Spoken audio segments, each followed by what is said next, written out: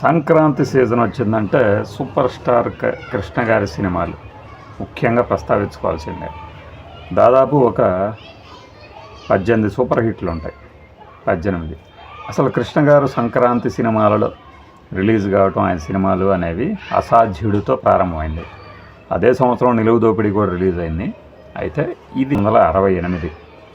ఇప్పటి కాలానికి అంటే 2026 కాలానికి కూడా సరిపోయేటువంటి ఒక కథాంశం. పి రామచంద్రరావు గారి డైరెక్షను. ఇందులోనే అల్లూరి సీతారామరాజుగా ఒక చిన్న బ్యాలేలో కనిపిస్తారు. దానికి పాటలు రాసింది అంటే ఆ బ్యాలే రచన చేసింది శ్రీశ్రీ గారు.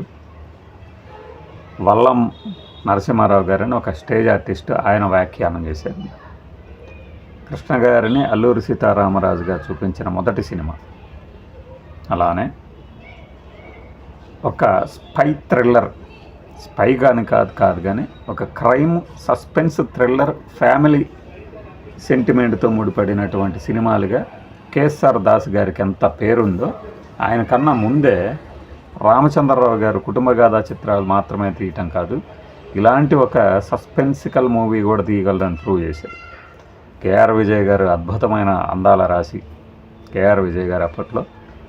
అలానే ఇందులో ఒక చిన్న గెస్ట్ రోల్లో ఏది నన్నే చూసి నవ్విందా టక్కటా అనుకుంటే ఒక కామెడీ పాట ఉంటుంది. అందులో వాణిశ్రీ గారు కనిపిస్తారు. రాజబాబు గారు కానీ, చలం గారు కానీ, కేవీ చలం గారు కానీ, అలానే పహిల్వాన్ కాంతారావు గారు టైగర్ ప్రొడక్షన్స్ మీద తీసిన సినిమా కృష్ణ గారితో. మన పహిల్వాన్ గారికి, నెల్లూరు పహిల్వాన్ కాంతారావు గారికి ఈ టైగర్ ప్రొడక్షన్స్ బ్యానర్ అయితే హుస్సేన్ గారితో కలిసి తీస్తే, ఆయనకి ఎందుకో కృష్ణ గారు అంటే విపరీతమైన అభిమానం. అంటే కృష్ణ గారితో మొదలుపెట్టిన తర్వాత ఒక 4-5 సినిమాలు తీసి ఈ అసాధ్యుడు సంక్రాంతికి విడుదలై అది మంచి విజయం సాధించడంతో పాటు పాటలు ఉంటాయి, ఆణిముత్యాలు రసగుళికలు ఎంత ప్రశాంతంగా ఉంటాయంటే, అందుకే క్లైమాక్స్ సాంగ్ కూడా కలలే కన్నానురా అంటూ మన కేఆర్ విజయ నిర్మల్ గారి పాటతో ఎండ్ చేస్తారు. మామూలుగా అయితే మంచి ఊపు పాటలతో ఆ సినిమాలో ఏది హైలైట్ సాంగో దాన్ని వేస్తారు. అలానే క్లైమాక్స్ సాంగ్ అంటే ఇక విలన్ని పట్టించే సన్నివేశం ముందు వచ్చే పాట సైరాన్న రాజా హుషార్ హుషార్ అని ఎల్ఆరీశ్వర్ గారి వాయిస్, దాని శ్రీశ్రీ. ఈ సినిమాకి పాటలు శ్రీశ్రీ గారు, ఆరుద్ర, శ్రీనారాయణ రెడ్డి, దాశరథి గారు రాశారు. చూడండి ఆచార్యులు వీళ్ళందరూ. అలానే కథ ఆరుద్ర గారు. ఒక సస్పెన్సికల్ మూవీ, సమగ్ర ఆంధ్ర సాహిత్యం రాసిన ఆయన సస్పెన్స్ క్రైము మూవీస్ రాయటం 1968 నాటి మాట ఇది. రాజు అనే ఒక యువకుడి పాత్రలో కృష్ణ గారు సినిమాలోని 8వ నిమిషంలో ఎంట్రీ ఇస్తే 11వ నిమిషంలో హీరోయిన్ ఎంట్రీ ఇస్తారు. తన కళ్ళ ముందు జరిగే అన్యాయాలు కానీ, ఏదైనా దురాగతాలను కానీ అరికట్టే యువకుడి పాత్రలో కృష్ణ గారు ఒక దివానానికి సంబంధించినటువంటి ఆస్తి కోసం దివానే విలన్గా మారిన సన్నివేశాలలో హీరో ఎలా ఆ విలన్ని పట్టించి ఆ రాజకుమారుని కాపాడాడు. ఆ రాజకుమారుడు మన చంద్రమోహన్ గారు గెస్ట్ ఆర్టిస్ట్. ఈ మధ్యలో ఫస్ట్ సన్నివేశం ఎత్తుగడే ఇప్పటి వెబ్ సిరీస్కి ఏమాత్రం తీసుకోని విధంగా ఉంటుంది. మామూలుగా ఉండదు సినిమా అసలు. మనం ఇదే 5వసారో 6వసారో మాట్లాడుకోవటం. అసాధ్యుడు కృష్ణ గారికి టైటిల్ రోలే కాదు, ఆ తర్వాత నిజ జీవితంలో సినిమా రంగంలో అసాధ్యుడు అని చెప్పి పేరు పడటానికి ముందస్తుగా ఒక సూచిక లాంటి టైటిల్ ఇది. కృష్ణ గారి అభిమానులందరూ విపరీతంగా ఎంజాయ్ చేస్తారు ఇప్పుడు ఆ పాత సినిమాల గురించి విన్నా కూడా. ఈ క్రమంలో ఆయన లేకపోయినా మన మధ్య మనం మాట్లాడుకుంటూ ఉన్నాం ఆయన సినిమాల గురించి. రమాప్రభ గారు ఎంత లలితంగా కనిపిస్తారంటే ఇందులో, ఆ రమాప్రభ గారైనా ఇప్పుడు మదనపల్లిలో ఇలా అయిపోయిన రమాప్రభ వయసు ప్రభావంతో అనిపిస్తుంది. సినిమా అంతా క్లీన్గా నీట్గా ఉంటుంది. ఎంటర్టైనర్, క్రైమ్ అయినా సరే ఎక్కడ మీకు రక్తం కనపడదు. ఒక క్రైమ్ సినిమాలైనా కూడా కుటుంబ గాథా చిత్రాలుగా దాన్ని ఎలా మలచాలి అనేది ఆ పాత తరం దర్శకుల నుంచి నేర్చుకోవాలి ఇప్పుడు వాళ్ళు. ఈ సినిమాని యాజ్ టీజ్గా తీసినా చాలు, మధ్యలో ఫోన్లో సెల్ ఫోన్లో పెట్టుకోండి, అద్భుతమైన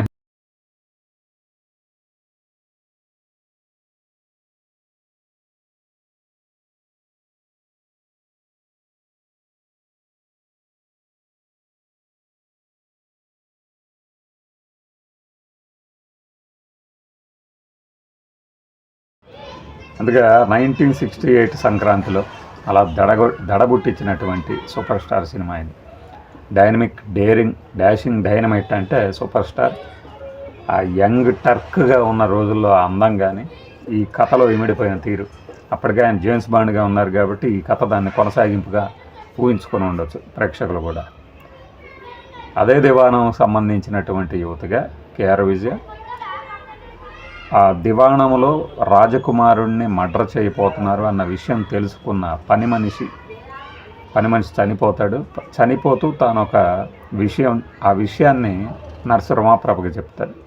కానీ అక్కడే ఉన్న దొంగలు ఆ రమాప్రభ నోటి వెంట ఆ నిజాన్ని ఎవరికి తెలియకుండా కాపాడటానికి, ఆ నిజాన్ని రాకుండా ఉండటానికి రమాప్రభను అంతమొందిస్తారు.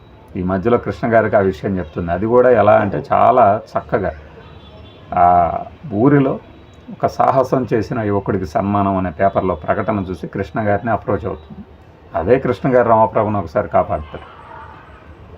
ఈ పాత్రలో, దుష్ట పాత్రలో భీమరాజు, ఇంకా మనం ఆ తర్వాత రోజుల్లో ప్రముఖ విలన్గా వచ్చిన వాళ్ళందరూ ఇందులో కనిపిస్తారు మీకు. అలానే టైటిల్స్ కూడా దుస్తులు VN Gandhi, junior artist supplier Bhadraiah, అప్పట్లో శరభయ్య భద్రయ్య, మళ్ళీ స్టంట్స్ అండ్ పార్టీ రాఘుల్ and party, VSR Swamy camera, Tatineni Chalapathi Rao గారు మ్యూజిక్. అసలు అద్భుతం అనమాట. 68లో ఇలాంటి మ్యూజిక్ ఈరోజు ఏదో బీజిఎం అని అది ఇది అని చెప్పుకుంటుంటారు కదా, వాటన్నిటిని తలదన్నేది. ఒకసారి కనుక మీరు చూస్తే సినిమా ఆద్యంతము ట్విస్టులతో సాగిపోతూ ఉంటుంది. మధ్యలో ఆ టూరింగ్ ఒక చోట అయితే ఈ ఒక కేసు మీద పడి కృష్ణ గారు తప్పించుకోవాలన్నప్పుడు బావగారు అవ్వబోతున్నటువంటి రామకృష్ణ గారి క్యారెక్టర్ ఎస్ఐగా ఆయన వెంటబడినప్పుడు డ్రామా ఆర్టిస్టుల వ్యాన్లో వెళ్తారు. అక్కడ ఏమున్నాయి లోపల అంటే, ఏమున్నాయి అంటే చక్క బొమ్మలు అని ఒక క్యారెక్టర్ ఆర్టిస్ట్ అంటాడు. ఆ లోపల వెళ్ళి చూస్తే నిజంగానే బొమ్మలానే కృష్ణ గారు కనిపిస్తారు. అదే సన్నివేశం తర్వాత మనం ఒక్కళ్ళు భూమిక, మన మహేష్ బాబు తీసుకొచ్చి ఇంట్లో దాచిపెట్టినప్పుడు బొమ్మల మధ్య పెట్టినట్లే ఉంటుంది. అంత అందగాడు కాబట్టి కృష్ణ గారు. ఈ చిత్ర విశేషాలు, నిర్మాణము ఇదంతా కూడా చాలా తక్కువ రోజుల్లో, తక్కువ బడ్జెట్లో తీసి ఒక సూపర్ హిట్ కొట్టిన ఘనత వీళ్ళది, టైగర్ ప్రొడక్షన్స్ది.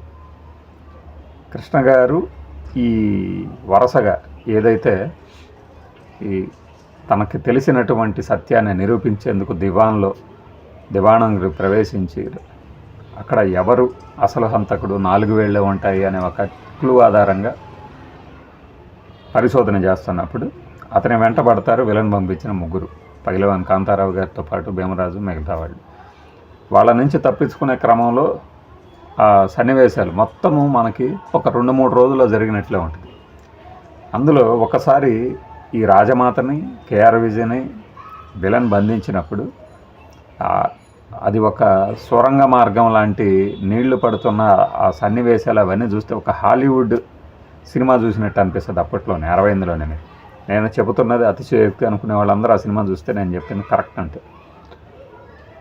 ఆ రోజుల్లో అసలు అంత, ఇప్పుడు నాకు సినిమా చూస్తే అనిపించేది అయితే అసలు ఇంత అందగాడు ఎలా ఉన్నాడు కృష్ణ గారని, ఇంత అందగాడిగా ఎలా ఉన్నారని చెప్పేసి.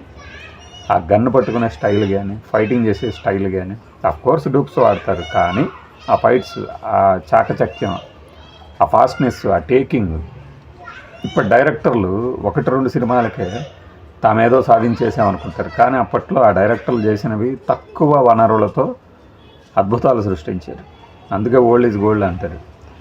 ఈ సినిమాలో ఆ పాటలు కేఆర్ విజయ్ గారితో, అలానే నేను ఇందాక చెప్పిన 2 పాటలు మొత్తం కలిపి మనం ఇది క్రైమ్ సస్పెన్స్ మూవీ అయినా కూడా కుటుంబగాథ చిత్రంలాగా అనిపిస్తుంది. ఈ సినిమా సాధించిన రికార్డుల గురించి మనం ఆడియోలో విన్నాం. కేఆర్ విజయ్ గారు సూపర్ గార్జియస్, అలానే రామకృష్ణ గారు కానీ, రాజమాతగా నటించిన ఆవిడ కానీ, విల్లన్గా ముక్కామల నభూతో నా భవిష్యత్ అనిపించిన సినిమా ఇది. ఈ సంక్రాంతికి ఖచ్చితంగా చూడండి, మిస్ కావద్దు. మనం సంక్రాంతి కృష్ణ గారి సినిమాలు అన్నింటిని గురించి వివరించుకుందాం, మాట్లాడుకుందాం.